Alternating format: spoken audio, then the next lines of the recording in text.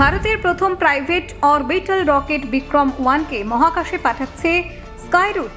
মহাকাশে বড় লাভ, ভারতের প্রথম বেসরকারি অরবিটাল রকেট উড়তে প্রস্তুত। ইসরোর বাইরে নতুন ইতিহাস, স্কাইরুটের বিক্রম 1 বদলাতে পারে ভারতের মহাকাশ খেলা। ছোট স্যাটেলাইটের জন্য বড় চমক, ভারতের বেসরকারি রকেট উৎক্ষেপণের কাউন্ট ডাউন শুরু।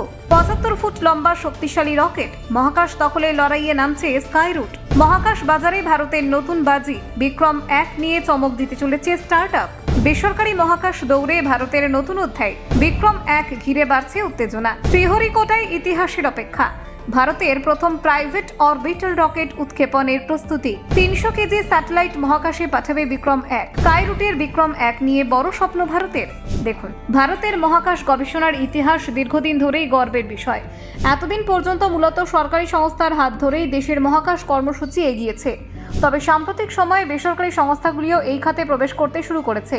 এর ফলে ভারতের মহাকাশ শিল্পে এক নতুন যুগের সূচনা হয়েছে। এই পরিবর্তনের অন্যতম বড় উদাহরণ হলো হায়দ্রাবাদ ভিত্তিক মহাকাশ স্টার্টআপ স্কাইরুট এরোস্পেস। সংস্থাটি তাদের তৈরি বিক্রম 1 রকেট উৎক্ষেপণের জন্য জোর প্রস্তুতি নিচ্ছে। এই উৎক্ষেপণ সফল হলে এটি হবে ভারতের প্রথম বেসরকারি সংস্থার তৈরি অরবিটাল রকেট। এই মিশনকে দেশের বাণিজ্যিক মহাকাশ খাতের জন্য অত্যন্ত গুরুত্বপূর্ণ বলে মনে করা হচ্ছে। বিশেষ করে ছোট স্যাটেলাইট উৎক্ষেপণের ক্ষেত্রে এটি নতুন সম্ভাবনার দরজা খুলে দিতে পারে। কম খরচে এবং দ্রুত পরিষেবা দেওয়ার ক্ষমতার জন্য এই রকেটকে বিশেষ গুরুত্ব দেওয়া হচ্ছে। 2018 সালে দুই প্রাক্তন ইসরো প্রকৌশলী পবন কুমার চন্দনা এবং নাগা ভরত ডাকা মিলে স্কাইরুট এরোস্পেস প্রতিষ্ঠা করেন। মহাকাশ প্রযুক্তির ক্ষেত্রে বেসরকারি উদ্যোগকে এগিয়ে নিয়ে যাওয়ার লক্ষ্যেই এই সংস্থা গড়ে ওঠে।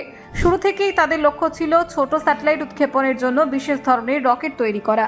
বিশ্বজুড়ে বর্তমানে ক্ষুদ্র স্যাটেলাইটের চাহিদা দ্রুত বাড়ছে।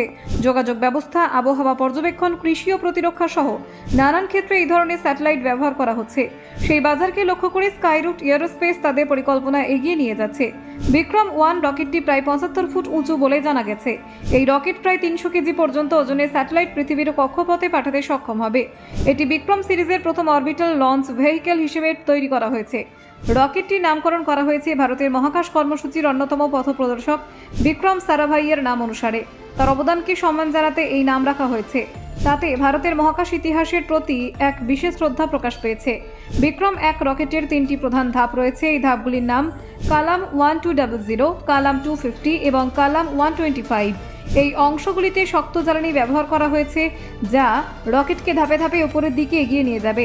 রকেটটির মধ্যে একটি বিশেষ মডিউলার ব্যবস্থাও রয়েছে। এর সাহায্যে নির্দিষ্ট কক্ষপথে স্যাটেলাইট স্থাপন করা সম্ভব হবে। এই অংশে ব্যবহার করা হয়েছে 3D প্রিন্টেড তরল ইঞ্জিন রামান 2, যা প্রযুক্তিগত দিক থেকে অত্যন্ত আধুনিক। বর্তমানে রকেটটির বিভিন্ন অংশ হায়দ্রাবাদের ম্যাক্স কিউ সদর দফতরে পরীক্ষা করা হচ্ছে। সবকিছু ঠিক থাকলে প্রথম উৎক্ষেপণ হতে পারে অন্ধ্রপ্রদেশের শ্রীহরিকোটায় অবস্থিত স্পেস সেন্টার থেকে। Bureau report, Bangla digital TV.